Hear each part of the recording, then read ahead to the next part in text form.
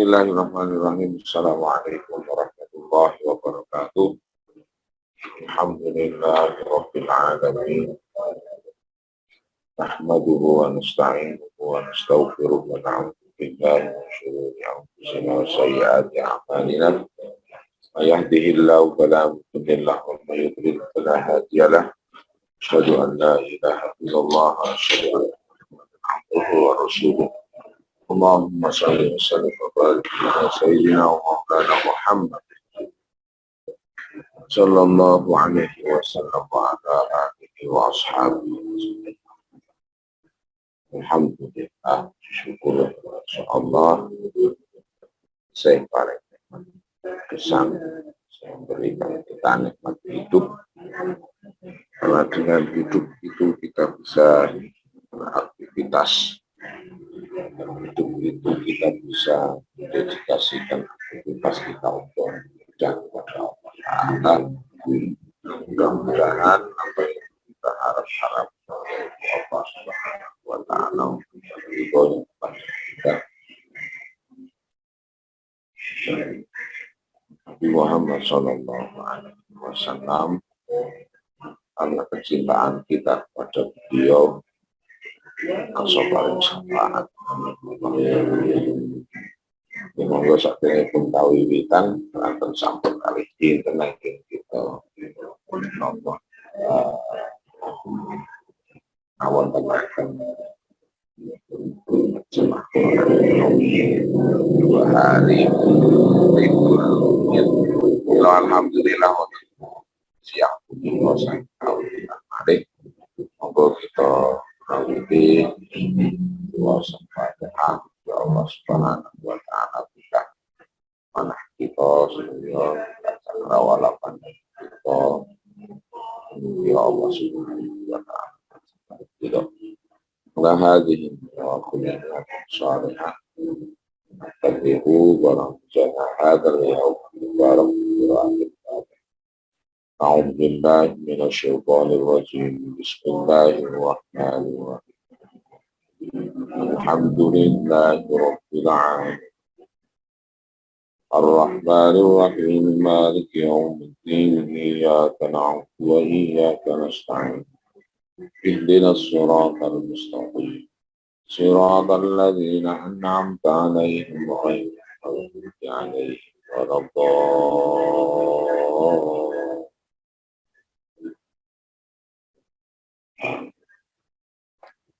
Nggih. Alhamdulillah siang punika kita mlebet wonten ing juz kalih.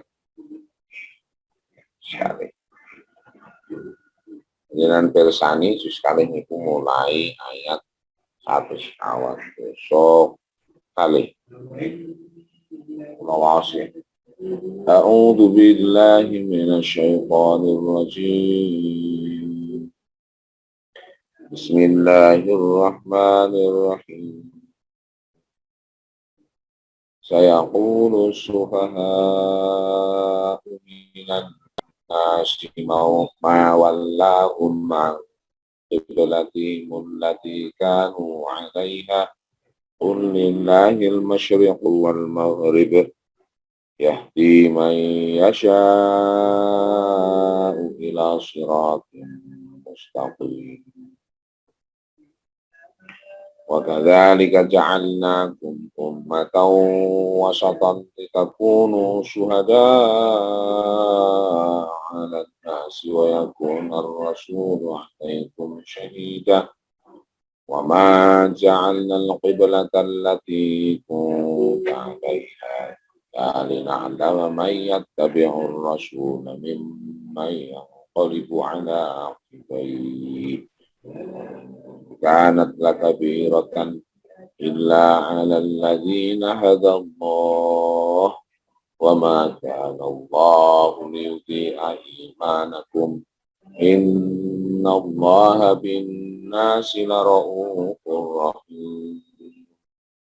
Qad nara taqalluba wajhika fis samaa'i falanuwalliyannaka qiblatan tardaha fawalli wajhaka syatral masjidil haram Wahaituma kuntum fawallu wujuhakum syatrah. Innal ladzina utul kitaba la ya'lamuna annahu al-haqqu min rabbihim wa ma Allahu bighafilin amma ya'malun. Wala in ataital ladzina utul kitaba bi kulli ayatin ma tabi'u qiblatak wa ma anta bitabi'in qiblatahum wa ma ba'duhum bitabi'in qiblata ba'd wa la in ittaba'ta ahwa'ahum min ba'di ma ja'aka minal 'ilmi fa idzal lamina adh-dhalimin. Shadaqallahul 'azim wa nafa'ana bihi. Allahumma arhamna bil Qur'an wa ja'alil Qur'an rabi'a qulubina wa nuru basarina wa jala'u min rahmatika ya arhamar rahimin. Ayat ingkang kula waos kala wau ayat 142 sampai ayat 145 niku ngendikan babagan masalah kiblat. Ngendikan babagan masalah kiblat. Kiblat maksudnya arah akhir kita hadap konten Allah Subhanahu wa taala. Kalau kepengker ketika kula kalih panjenengan dipun tunjukaken bagaimana Allah Subhanahu wa taala menyegah klaim-klaim kelompok lain. Dalam arti di sini adalah Banu Israel, yaitu Yahudi atau Nasrani, tentang permasalahan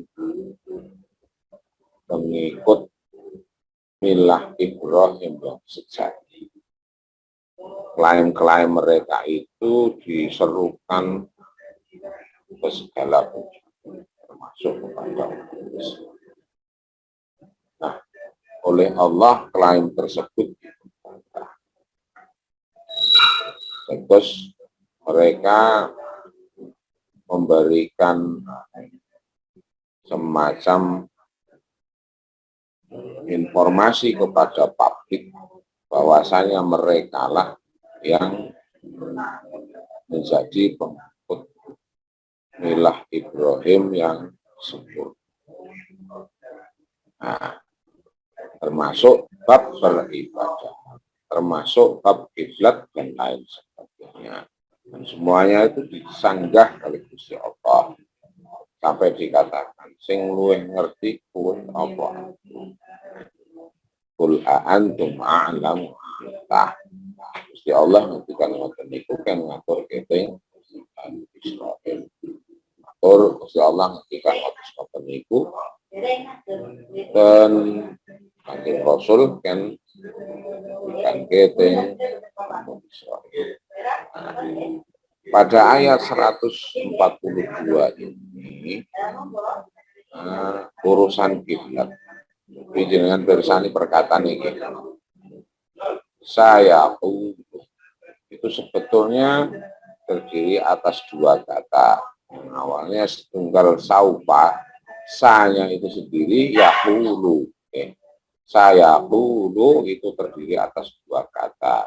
Yang pertama sa itu sendiri yang merupakan singkatan dari saupa, artinya akan.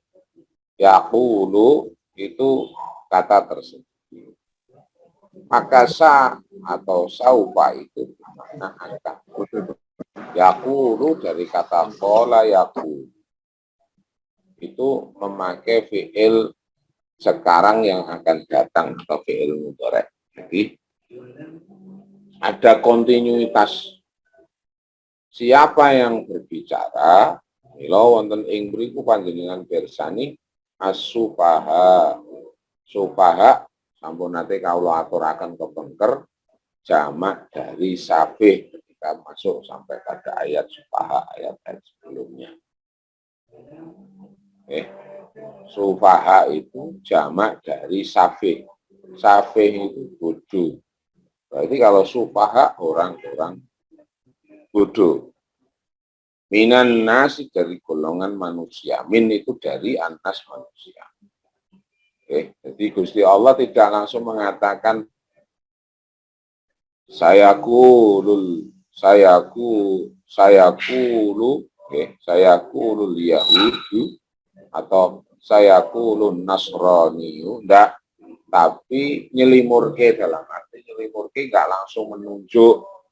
Oke, jadi enggak langsung menunjuk Ihsan atau Zuhaid atau siapa begitu, Mas Satman, enggak, tapi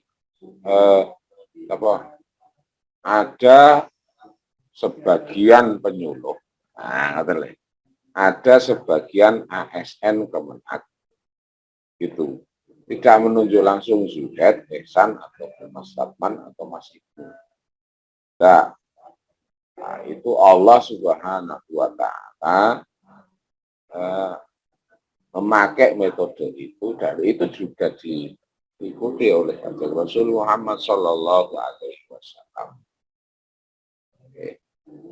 Nah, cuman di sini ada kata sufaha. Sufaha itu kan artinya orang-orang yang bodoh, jamak dari sapi.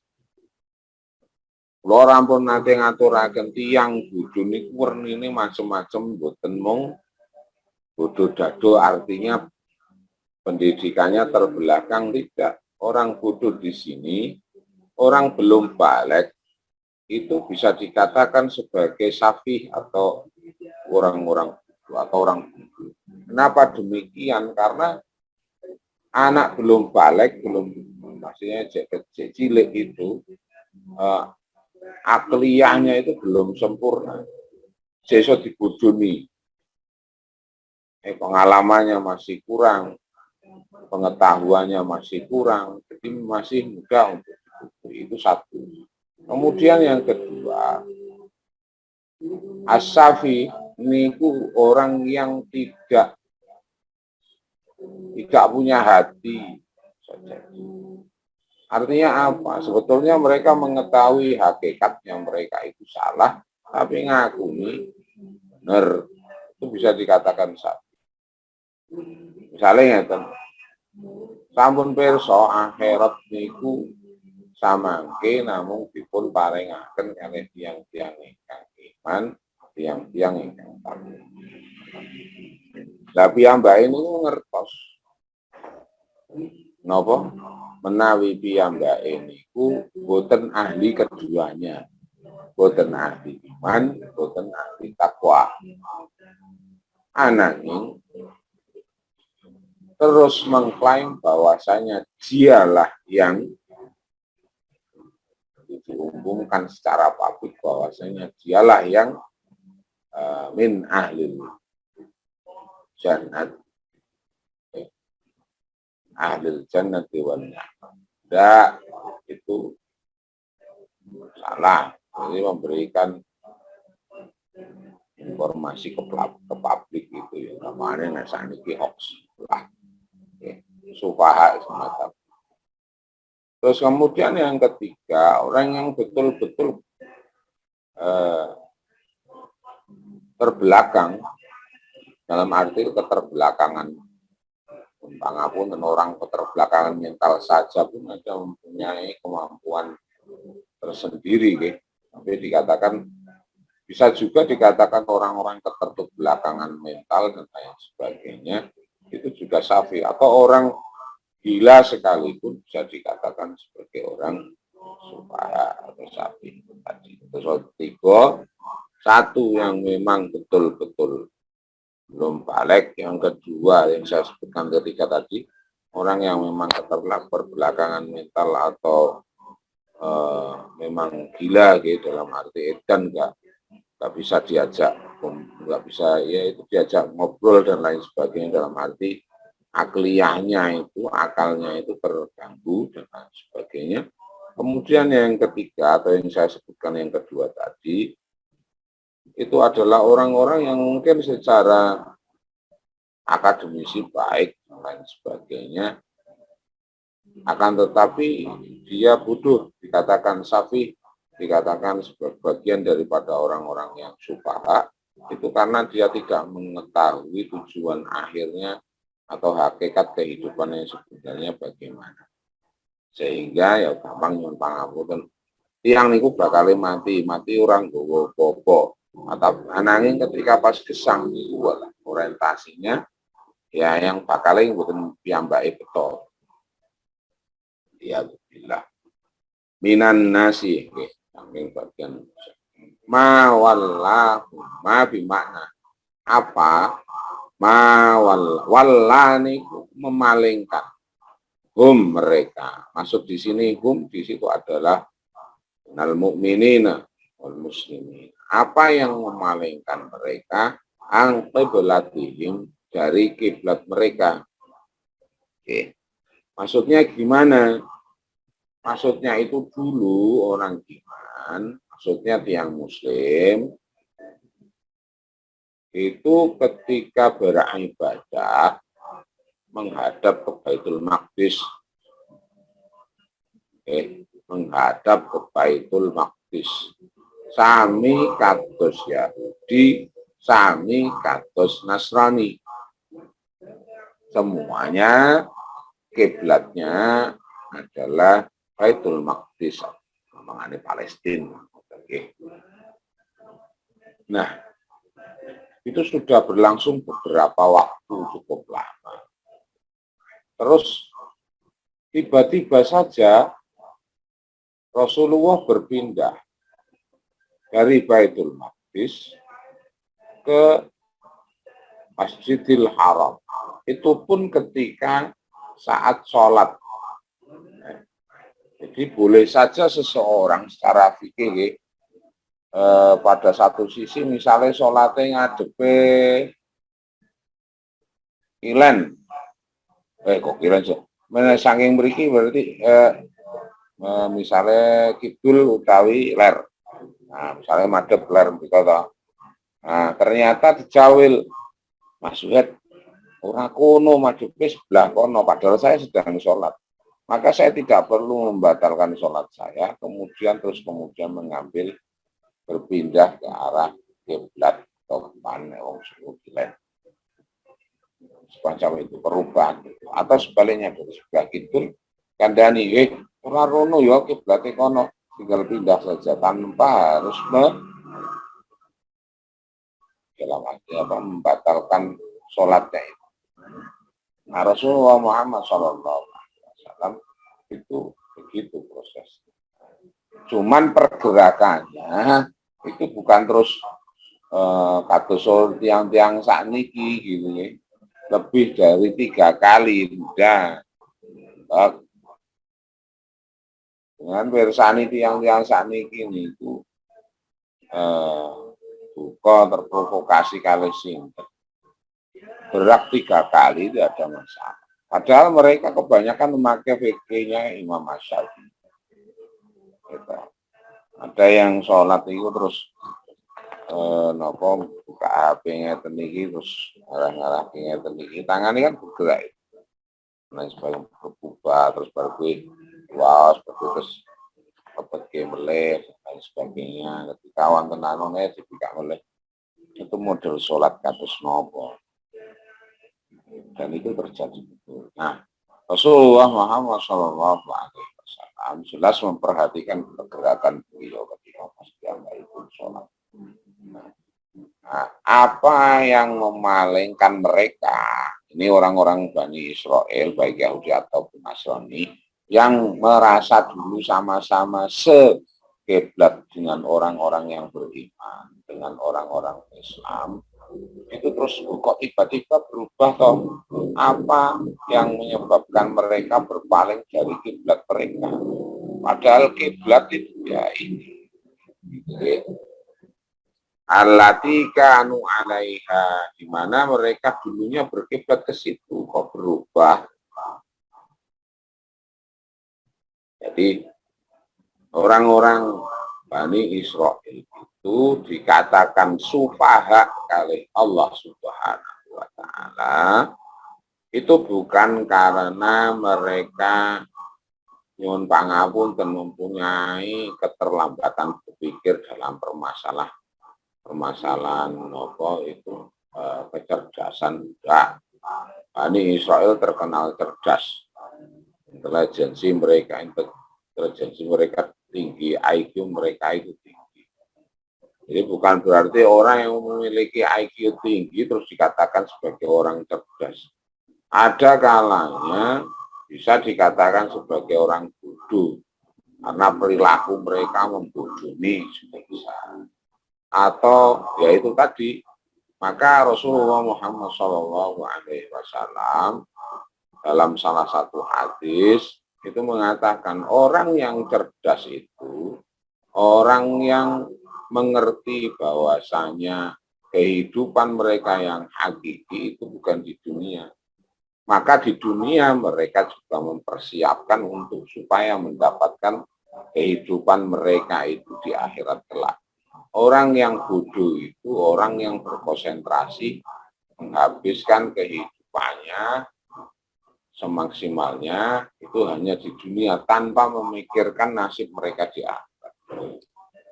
Rasulullah kama qala Rasulullah sallallahu alaihi wasallam. Ya saged pirsani wonten kitab Riyadhus Shalihin. Mandana nafsahu awale mandana. Nah, seperti itu. Nah, orang-orang Yahudi, orang-orang Nasrani itu min Banu Israel.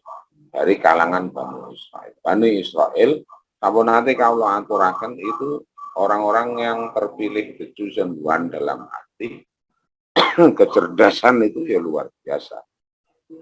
Akan tetapi mereka orientasinya, saya ulangi kembali, betul semuanya loh ya. Hanya sebagian besar di kalangan mereka itu orientasinya ya kehidupan di duniawi itu mereka habiskan, mereka pergunakan maksimal mungkin, mereka melanggar aturannya Allah dan lain sebagainya, mengganti kitab-kitabnya dan lain sebagainya hanya untuk kehidupan mereka yang ada di dunia tanpa memikirkan dan lain sebagainya nasib mereka di akhirat kelak. Maka dikatakan oleh Allah Subhanahu wa taala orang-orang yang seperti itu adalah orang-orang bodoh, termasuk awake dhewe kan sama mendapatkan kitab Allah seperti mereka mempunyai tugas dan kewajiban sebagai seorang muslim dan lain sebagainya. Tapi kok kita tingkah laku ini sama seperti Banu Israel. Dalam arti orientasi kita itu murni pure di dunia saja tanpa menghubungkannya dengan akhirat. Nah, jadi emang wis pokoknya urip ning dunya mati ning dunya mati ya wis bar. Oke, kados ngoten niku. Nah, kita bisa dikatakan sebagai seorang sufaha itu kalau misalnya mempunyai cara pandang seperti mereka Banu Israil. Oke.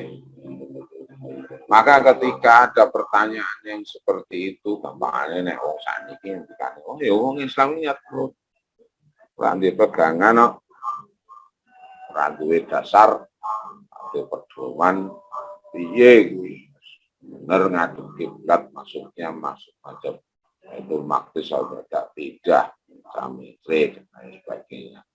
Maka kalau kalih Allah Subhanahu wa taala Kanjeng Rasul kan ngendikan dalam arti Kanjeng Rasul dipun paring wahyu.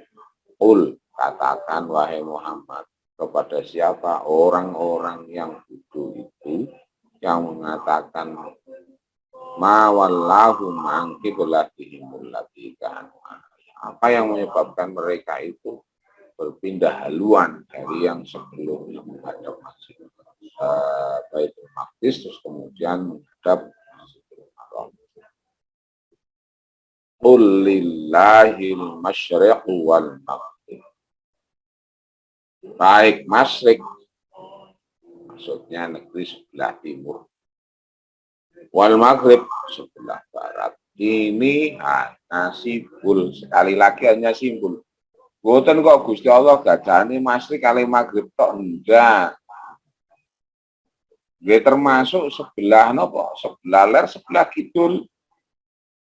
Ini hanya penyebutan saja. Apakah mung gadaan ini kula berarti nek ler kalih kidul gadane sinten nek Gusti Allah gadane namung sebelah napa kilen kalih etan.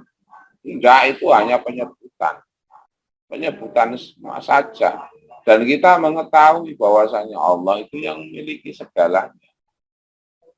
Oh kabeh kulillahil masyaitu wal maghrib. Artinya semuanya itu punyanya Allah. Ora urusan nopo kilen, etan, ler kalih itu semuanya. Artinya begini, orang-orang iman, orang-orang Islam itu yang menjadi dasar bukan permasalahan arah. Awake dhewe sakniki wong Jawa niki madhepe kilen itu bukan permasalahan arah, tidak. Tapi permasalahan ingkang perintah untuk menghadap ke Masjidil Haram itu Allah. Maka kita sami'na wa ata'na. Kok misale kali Gusti Allah. Tapi ini ora ya walaupun misalnya itu satu permisalan yang tidak mungkin lah dalam arti kangelan lah dalam arti yang kayak gitu. Misalnya ke Masjidil Haram dipindah ning sebelah kidul ngono awake. Ya kita harus sami'na wa ata'na apa kata Allah. Wong kita itu menyembah Allah bukan permasalahan urusan arah kok. Maka kalau orientasi kita adalah orientasi arah, maka orang-orang Jawa yang di Suriname yang wong Islam biyen, salat kuwi madhep kulon, akhirnya mereka ke arah kulon. Lah kulon iki kudu Masjidil Haram lho. Pripun niku? Sampai sekarang masih ada orang-orang Jawa riyin yo Islam tapi yo ya itu tadi orientasinya mereka ketika ning Jawa ning ngadepe kulon, nah bareng teng Suriname kan beda. Jadi bukan permasalahan apa arah, tidak, akan tetapi kita menghadap ke Masjidil Haram dalam arti nek wong Indonesia niku nggih sebelah barat. Ya itu namun kita nderek kayak gimana. Bukan karena apa-apa. Logika itu yang tidak dimiliki atau yang tidak yang tidak dimiliki lah, tidak dipunyai oleh as-sufaha min bani Israel. Siapa itu? Yahudi Nasrani. Contoh lagi, dengan sakit pirsani wonten ing surat Yasin. Orang-orang kafir, orang-orang yang orientasinya duniawi, sebagian besar dari Nasrani atau Yahudi, itu tidak mempunyai, nggak bisa habis pikir. Ayo wong Islam ya wong Islam. Kerja susah payah, banting tulang mulai dari pagi bahkan sampai malam dan lain sebagainya. Bareng wis terkumpul akeh ditokke go zakat. Malah diwehno wong-wong piye. Jadi mereka tidak mempunyai, tidak memahami logika atau cara berpikir kita. Bukan kok kita itu terus memang memang kita keluarkan, tapi kita mengeluarkannya itu karena Allah Subhanahu wa taala jauh. Kula kalih panjenengan namung ndereki dawuhe Allah. Jadi orientasinya bukan apa-apa. Dawuhe Allah itu. Allah dawuh ngeten nggih sampun sami nawata. Nah, lo saya. Lah wong iki ya bondo-bondo ku sing ya Gusti Allah ya lo saja. Jadi begitu. Maka kiai-kiai riyin itu ketika makan itu betul-betul sebuah momen yang sangat luar biasa. Ya kok enggak bagaimana? Teko ning awake dhewe, sale awake dhewe kebagian napa kunjungan. Jadi kunjung diaturke teng dalem panjenengan dan lain sebagainya, sawujud mangan lengkap ngoten niku. Mboten Gusti Allah ribut. Utawi nek mboten misale bapak-bapak wenjang awi dalu niku ketika pas sampun kuntur tiba-tiba kali garwane jenengan niku terus disiapke daharan dipendhetke nasi, sayur, lauk, sambel, pupuk dan lain sebagainya terus diatur kiri jenengan. Jangan padahal nembe lenggah. Kalau jenengan cara berpikirnya itu wah bojoku apian tenan cah. Aku burung ngopo wis disiap. Ya sampun jenengan kalau sampai seperti itu. Ya memang perantaranya adalah garwane jenengan yang membuka hati garwane pun panjenengan itu Allah. Jadi kita bukan cuma sekedar berterima kasihnya kepada manusia itu sendiri, tapi juga ingat bahwasanya yang membuka hati istri kita sampai pada akhirnya menyiapkan kopi atau teh, daharan dan lain sebagainya, Allah. Jadi ada dua.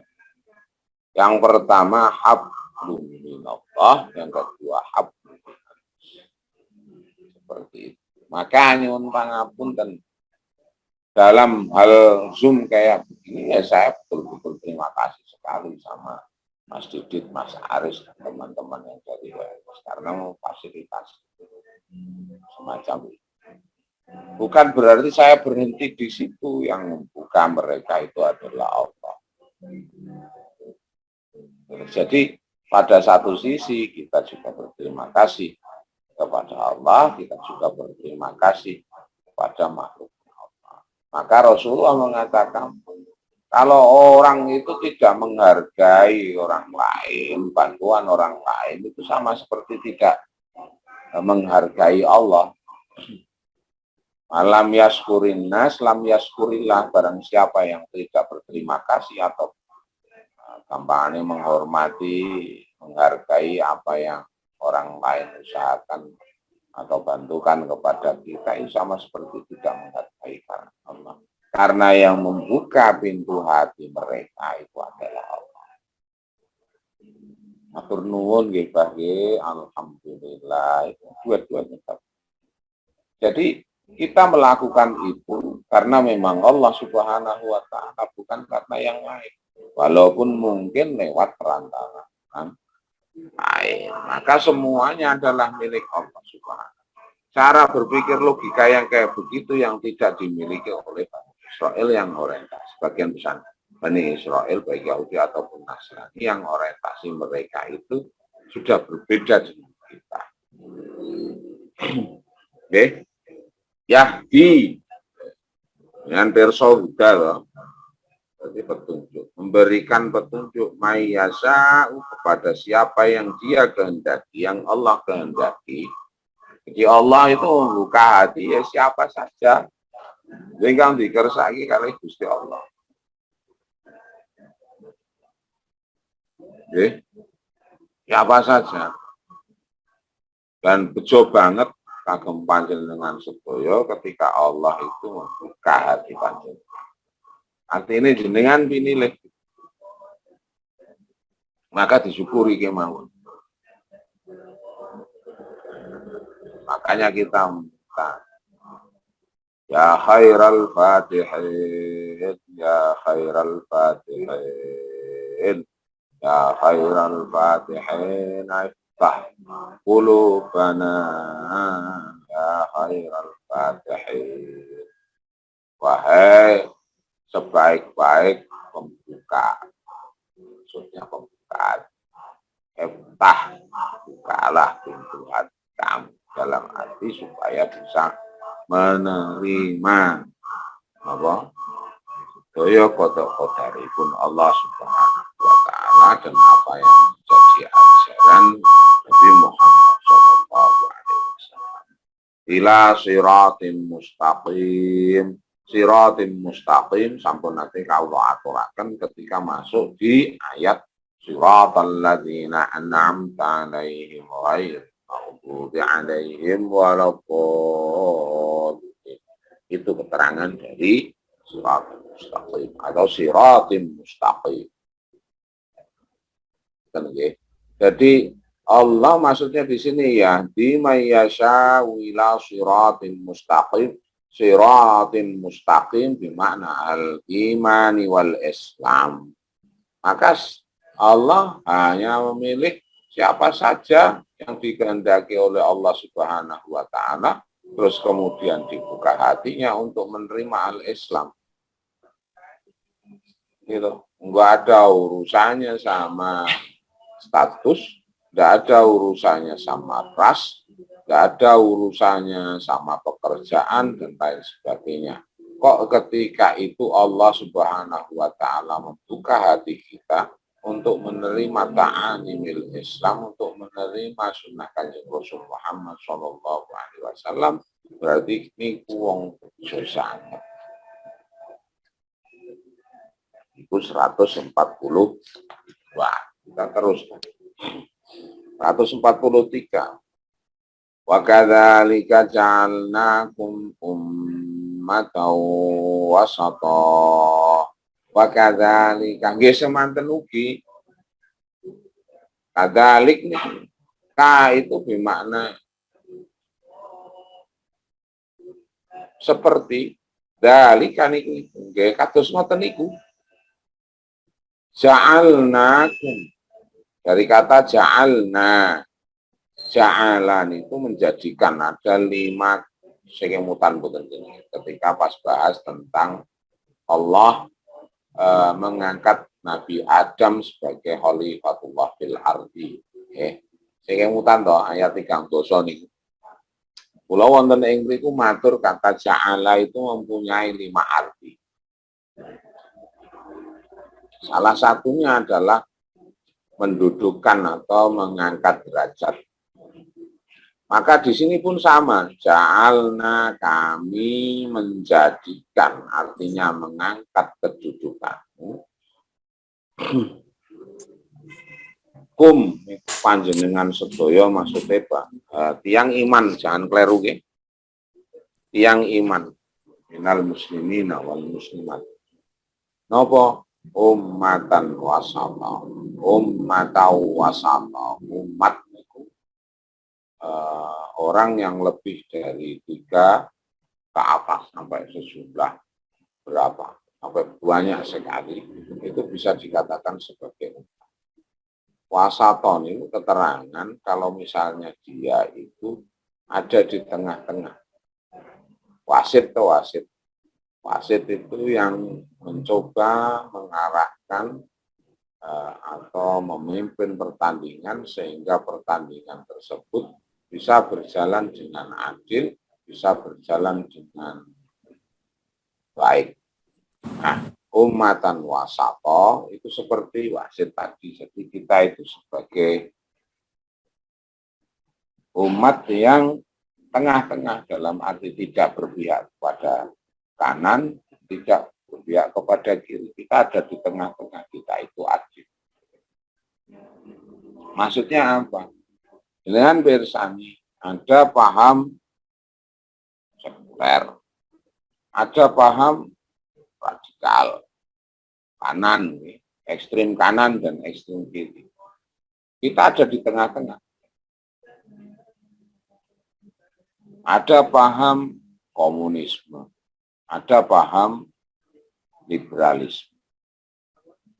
Kita ada di tengah-tengah. Semuanya seperti itu. Ummatan wasata itu yang ada di tengah dalam arti tidak berpihak kanan. Itulah yang menjadi mengilhami Pak Karno untuk membuat gerakan non-blok salah satu. Tidak ngeblok sana, tidak ngeblok sini, kita ummatan wasata. Kita mempunyai cara berpikir yang berbeda dengan yang ada di A atau yang ada di B. Kenapa kalau kita ada di tengah-tengah? Ya karena itu kita berusaha untuk supaya bisa tetap sesuai dengan aturannya, aturan Kanjeng Rasul Muhammad Shallallahu Alaihi Wasallam. Litakunu agar kamu semuanya menjadi apa? Syuhada. Syuhada niku jamak saking syahid. Syahid itu penyaksi. Gitu. Syuhada yang menyaksikan, orang-orang yang menyaksikan alan nas. Oh, blok sana begini, blok di sini begini, blok ini, kita enggak. Kita tetap pada jalannya, lurus, teratur, dan memang sudah seperti apa yang jadi tidak sana kemari. Kalau memang A ya kita katakan. Kalau memang B ya kita katakan. Bukan urusannya ngeblok sana, ngeblok sini. Karena urusan kita itu, balik lagi wa kullillahil masyaiq wal maghrib. Kita itu mengikuti derek dawe Allah Subhanahu wa taala, derek dawe Kanjeng Rasul Muhammad sallallahu alaihi wasallam, para sahabat, tabi'in dan seterusnya orang-orang yang soleh. Bukan terus cuma dua itu saja. Enggak. Kalau kita itu andalan kita mengikuti Al-Quran dan Sunnah. Loh, jangan ngertos saking pundi kalau misalnya rukun Islam yono 5, rukun iman itu wonten 6, rukun-rukun sholat itu ada segitu. Rasulullah tidak mengatakan arkanul Islam itu khamsah. Enggak. Arkanul iman itu wonten 6. Enggak, Rasulullah tidak mengatakan semacam rukun-rukunnya sholat ini, rukunnya haji ini, enggak. Yang mengatakan itu adalah ulama, dan ulama itu adalah warasatul anbiya. Kalau kita itu mengikuti slogan-slogan kembali kepada Al-Quran dan Sunnah, ya banyak yang terlewat di antara kita. Karena yang kemudian merumuskan dengan kemampuan berpikir mereka itu ngendikane Allah, ngendikane Kanjeng Rasul sampai pada akhirnya tersusun sedemikian rupa pemahaman terhadap fikih, pemahaman terhadap akidah dan lain sebagainya, itu yang merumuskan para ulama. Terus jenengan kok bisa mengerti cara duduknya Rasulullah seperti itu ketika pas awal itu tahiyat dari mana? Tidak tahu kan? Tanpa adanya para ulama, yang namanya hadis tidak akan sampai kepada kita. Kok kita meniadakan mereka? Iya, anggonmu ketemu karo Kanjeng Rasul, bagaimana caranya? Sampai kepada Imam Bukhari. Jarakmu karo Imam Bukhari berapa? Melewati siapa saja itu. Masa tiba-tiba awakmu ketemu sama Imam Bukhari, atau Imam Muslim, atau Imam At-Tirmidzi, atau Imam Syafi'i, atau Imam Ahmad Ibnu Hanbal. Lo lewat tulisan mereka. Lah siapa yang nulis? Enggak. Berapa banyak kita tidak bersyukur, tidak mengucapkan matur nuwun kepada orang-orang yang membawa risalahnya Imam Syafi'i, Imam Ahmad Ibnu Hanbal, risalahnya Imam Malik, risalahnya imam-imam yang lain, para ulama yang lain, yang sampai pada akhirnya sampai di depan kita Al-Quran dengan model yang kayak begini, ada harokate ono titik, dulu tidak ada kayak gitu, sudah bentuk api koyong ini. Situ dulu. Maka jangan mudah terprovokasi. Maka kita itu akan menjadi saksi. Contoh ya, saya adalah saksi bahwasanya guru-guru saya di Masyaihil Azhar itu mengajarkan seperti itu. Saya yakin kalau misalnya ada orang mengklaim bahwasanya guru saya atau syekh saya, Syekh Muhammad Wali Syarawi atau Syekh Muhammad Said Tontowi Jawari atau syekh-syekh yang lain itu mengatakan semacam, "Loh, aku saksi nih kok." Jadi kalau ada klaim-klaim gitu, salah klaimmu. Enggak seperti itu. Maka yang namanya saksi itu setunggal pada saat itu menyaksikan. Menyaksikan bisa jadi secara langsung. Yang kedua lewat buku-buku beliau. yang ketiga dan lain sebagainya. Karena sekarang ini banyak orang yang suka goreng. Maka harusnya, misalnya contohnya Menak Yakut, mengatakan yang kayak begitu. Nah, harusnya orang-orang yang mendengar ucapannya Menak Yakut itu bersaksi. Aku itu waktu saat itu ada di situ, hadir di situ. Menak Yakut tidak mengatakan kayak begitu. Itulah gunanya saksi.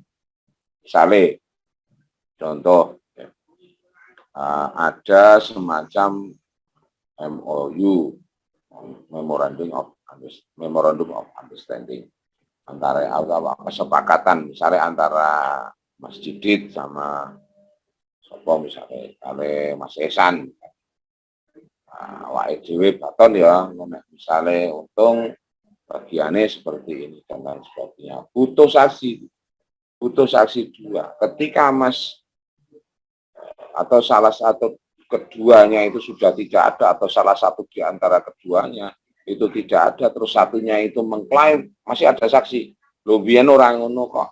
Satu, secara bukti otentik ada data hitam di atas putih. Yang kedua ada saksinya. Saksinya betul enggak kayak begini? Oh, mboten kados ngoten niku. Maka klaim dari salah satu pihak bahwasanya seperti ini. Maka butuhnya saksi seperti itu. Syuhada itu begitu. Ada yang mengklaim bahwasanya, lu saya itu pengikut Kanjeng Rasul yang setia. Atau pirang perkara kowe kok iso ngaku-ngaku sebagai pengikut Kanjeng Rasul setia. Sementara tingkah laku kayak mengun. Sementara kamu itu dan lain sebagainya. Maka perlu ada orang-orang yang semacam itu. Contoh, misalnya, saiki bar sholat salaman tak oleh. Duh, ketemu pirang perkara.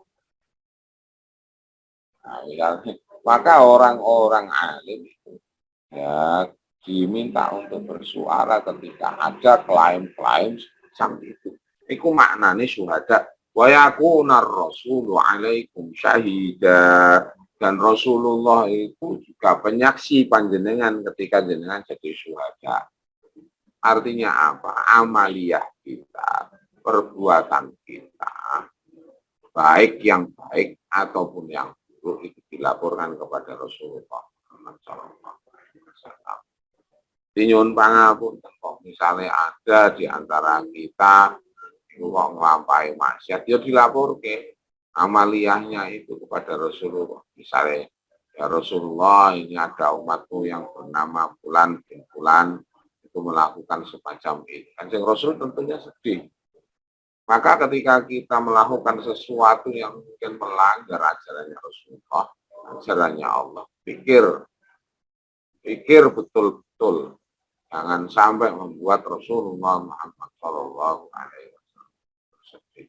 Harusnya kita menjadikan beliau itu bahagia, menjadikan beliau itu bina, teman, lain sebagainya. Karena kita harus mengakui semua amaliyah yang kita lakukan sebagai umat Muhammad Shallallahu Alaihi Wasallam disampaikan kepada siapa yang menyampaikan, ya malaikat yang memang diutus khusus oleh Allah Subhanahu Wa Taala untuk menyampaikan, bukan cuman pada saat sahabat Rasulullah Muhammad Shallallahu Alaihi Wasallam saja, bahkan sampai kita, sampai anak keturunan kita dan semuanya diperlihatkan kepada Rasulullah Muhammad Shallallahu Alaihi Wasallam. Kalau teks hadisnya uridot alayya, ditampakkan kepadaku. Artinya kaya ana monitore. Oh Zuhaid bin Fulan ora kisinan. Bae jenengan melu kisinan ora. Nah, misalnya nyuwun pangapunten kula niki bengkoleng kinten-kinten bapak kula Suwardi. Niku nangis Bu. Isin Bu. Isin begawa-gawa Zuhaid bin Fulan misalnya. Terus bin Fulan mbah kula meru kegawa-gawa gara-gara kula ra cetha. Isin Bu. Isin. Dan itu disampaikan kepada Rasulullah Muhammad SAW. Kayak koyong. Cuman selama ini kan kita nggak sadar. Milo ampun, sesekali ini kubur belara. Ndatoske bapak ibu kula, bapak kula kalih panjenengan terus di sini. Nah, wa yakuna ar-rasulu 'alaikum syahida. Wa ma ja'alna al-qiblata allati kunta 'alaiha illa lina'lama man yattabi'ur rasul wa mimman yanqalibu 'ala aqibaihi. Wa ma ja'alna niku manirin nafyi, dan kami tidaklah menjadikan dan tidak ja'alna kami menjadikan al-qiblah iki menika kiblat allati kunta 'alaiha ingkang jenengan wonten ngatasi piyambake dalam arti menghadap kepadanya illa kejawi. Terus bahasa Quran ngoten. Wa ma khalaqtul jinna wal insa illa liya'budun. Saya tidak menciptakan jin dan manusia kecuali untuk beribadah.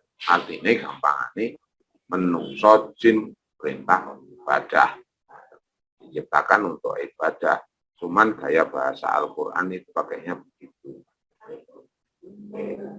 Dan kami tidaklah menjadikan kiblat yang engkau menghadap kepadanya kecuali lina'lama may yattabi'ur rasula mimma yanqalibu ala aqibaihi, agar Allah mengetahui, agar kami mengetahui. Lina'lama ini kan mengetahui.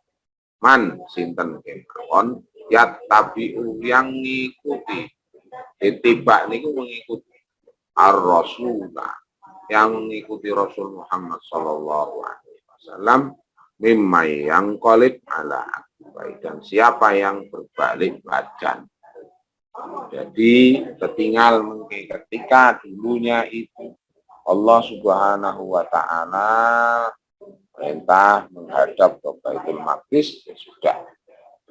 Kemudian setelah itu tiba-tiba turun wahyu fawalli wajhaka syatral Masjidil Haram. Rasulullah diminta untuk berpindah kiblat dari Baitul Maqdis ke Masjidil Haram. Itu Allah juga pengen ngerti janjian, walaupun Allah nggih satupun perso ya. Jadi siapa yang betul-betul mengikuti Rasulullah Muhammad sallallahu alaihi wasallam. Berapa banyak orang yang menyatakan cinta? Gitu. Nah, ono pemelih, nah misalnya jenengan niku atau putrine jenengan Unipol. Berapa banyak yang mengatakan cinta? Habis yang ngelamar ini ya hitungan Pak. Yang betul-betul berani bertanggung jawab. Nah, itu ya enggak semuanya. Semacam. Oke. Terus cinta juga cinta bagus. Tapi juga butuh ungkapan cinta itu nyenengke. Tapi pada sisi lain ya sumbut kalih napa sing diatur kene kalau mereka itu betul-betul cinta. Tapi awalnya dari cinta terlebih dahulu. Kalau cinta itu malah cinta itu memang betul-betul membutakan. Karena ketika seseorang itu sudah mencinta, ya pikirannya yang dicinta itu. Pikirannya adalah bagaimana menyenangkan orang yang dicinta. Pikirannya itu bagaimana dia mengikuti orang yang dicintai. Maka kalau amaliyah tidak didasari dengan cinta, itu akan hilang begitu saja. Oke? Nah, macam. Maka cinta itu adalah dasar yang begitu kuat. Kalau orang sudah cinta, nanti kalau orang itu sudah menceburkan diri dalam lautan mahabbah kepada Allah, dalam lautan cintanya Allah, maka tidak ada yang jauh lebih baik daripada orang. Sama, ketika seseorang itu sudah menceburkan diri dalam lautan cinta kepada Rasulullah, maka itulah orang-orang yang beruntung baik. Maka dia akan menyesuaikan apa yang dia lakukan dengan apa yang dia cinta. Maksudnya pada Rasulullah, dia akan menyesuaikan apa saja selaras dengan orang yang dicintai. Seperti itu. Oke. Maka Allah akan melihat dengan jelas sekali. Oh, kita sing benar-benar terus kali Kanjeng Rasul. Oh, ini toh yang balik badan.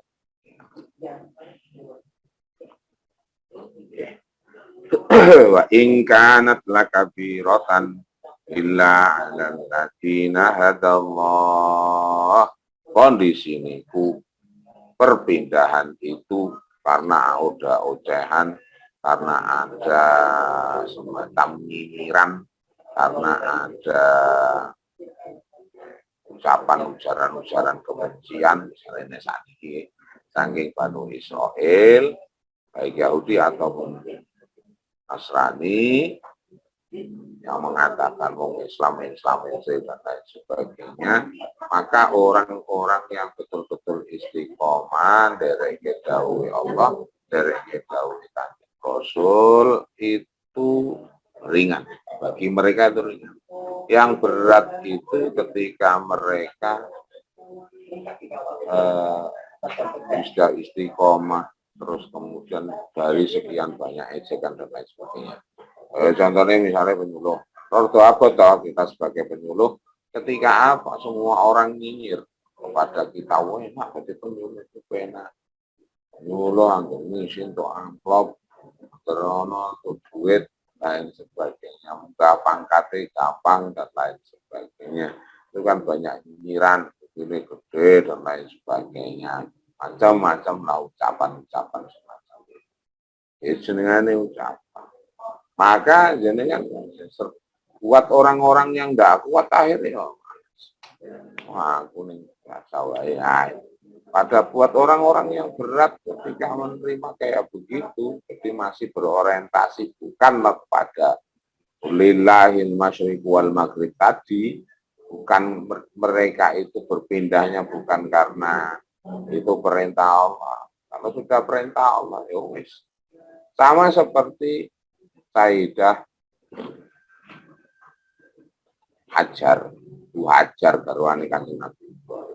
Iku lagi duwe anak masih orok baru lahir dan lain sebagainya, diken pindah ting lembah gurun pasir, golek banyu angel, panas. Padahal sejauh itu, sejauh dia menikah sama Kanjeng Nabi Ibrahim, tidak pernah yang namanya suaminya itu mempunyai perilaku yang semacam itu. Ketika ditanya apakah ini perintah dari Allah, jawab iya. Ya sudah. Dia tidak menuntut. Coba nih wong saiki, saling blok. Bojoku mesti lak yo muni-muni. Wah, bojo ra cetha ora lahir anak bojo kok ngurus kene ya.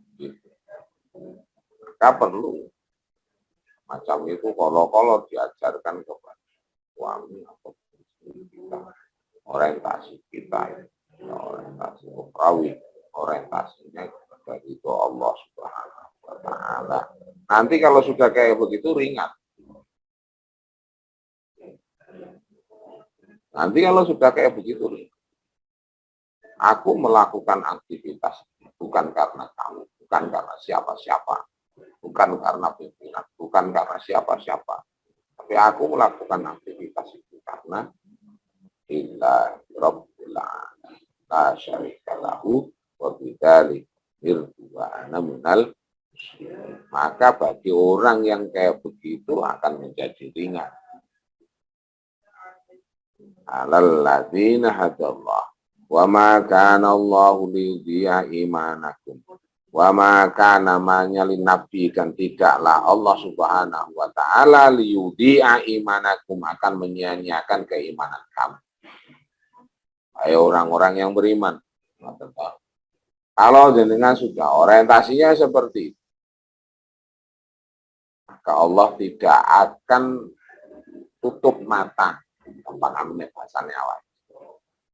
Ketika kita sudah mengikhlaskan kegiatan kita itu karena Allah, maka Allah tidak akan tutup mata. Dalam arti Allah itu berbesar, maka dia akan menggerakkan makhluk-makhluknya, menggerakkan manusia-manusia yang ada di sekitar kita ataupun yang ada di luar sana, untuk kemudian dibuka oleh Allah Subhanahu wa Ta'ala. pada akhirnya memberikan bantuan kepada kita. Wa yarzuquhu min haitsu la yahtasib, kayak begitu. Ada yang semacam itu, ada yang tidak semacam itu. Ada yang tiba-tiba ono wae. Itu kalau persyaratan tadi itu sudah dipenuhi. Nek burung ora iso. Nggih. Innallaha bin-nasi laraufur rahim. Innallaha, sesungguhnya Allah, bin-nasi kelawan menungso, laraufung lawonten ing mriku lil qasam, laraufur sungguh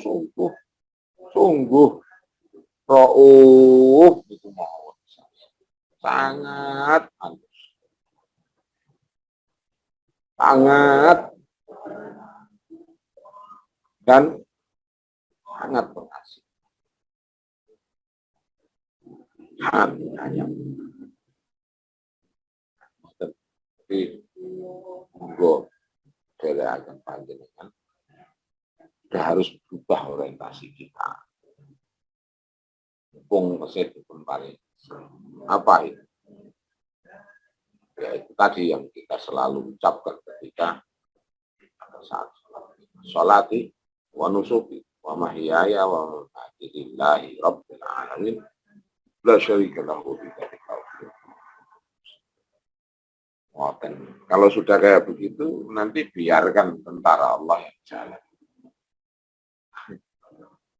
Semacam itu. Jadi ketika kita menghadapi kesulitan loh, tenang wae.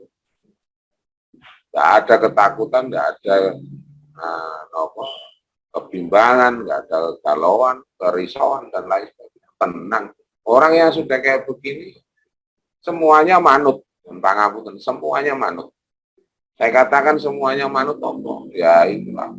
Semesta itu melu bantu. Karena yang perintah Allah Subhanahu wa Ta'ala. Maka pernah saya katakan ketika orientasi kita kepada Allah, Allah ridha, maka malaikat akan ridha. Seluruh malaikat akan ridha. Malaikat-malaikat utama, malaikat Jibril, Mikail dan lain sebagainya, sudah ridha, maka mereka akan turun ke bumi dan menjadikan orang-orang pilihannya Allah itu akan ridha kepada kita.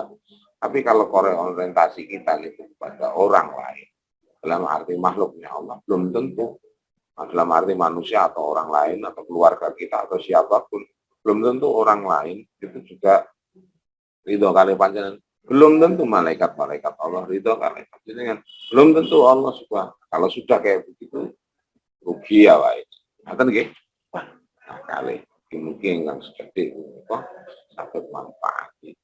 Tapi khusus kan kalau kiambak ingin namun pangiling-iling kersane punawai jiwe itu lalu teringat dengan ucapan kita pada saat sholat suki tersebut. Oke, monggo kita tutup kanthi wasan hamdalah kali doa kafaratul majlis. Alhamdulillahirabbil alamin. Subhanallah wa bihamdihi asyhadu an la ilaha illa anta astaghfiruka wa atubu ilaik. Qulu qawli hadza astaghfirullah li wa lakum wal 'afwu minkum. Wassalamu alaikum warahmatullahi